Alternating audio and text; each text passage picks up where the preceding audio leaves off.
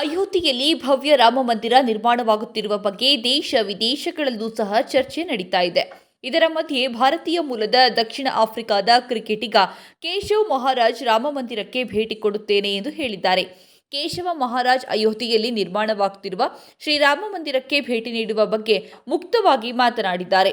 ಅಯೋಧ್ಯೆಯಲ್ಲಿ ನಿರ್ಮಾಣವಾಗುತ್ತಿರುವ ಶ್ರೀರಾಮ ಮಂದಿರಕ್ಕೆ ಭೇಟಿ ನೀಡಲು ನನಗೆ ಸಂತಸವಿದೆ ಎಂದು ಸ್ಟಾರ್ ಸ್ಪಿನ್ನರ್ ಹೇಳಿದ್ದಾರೆ. ಈ ಮೂಲಕ ಮಹಾರಾಜ್ ಅಯೋಧ್ಯೆಗೆ ಹೋಗುವ ಇಚ್ಛೆ ವ್ಯಕ್ತಪಡಿಸಿದ್ದಾರೆ. ಜೊತೆಗೆ ಶ್ರೀರಾಮನ ಪ್ರಾಣ ಪ್ರತಿಷ್ಠೆಯ ವೇಳೆ ನಾನು ಅಲ್ಲಿ ಇರಲು ಸಾಧ್ಯವಾಗೋದಿಲ್ಲ, ಆದರೆ ನಾನು ಅಯೋಧ್ಯೆಗೆ ಹೋಗಿ ಶ್ರೀರಾಮನ ದರ್ಶನ ಪಡೆಯುತ್ತೇನೆ ಹೇಳಿದರು.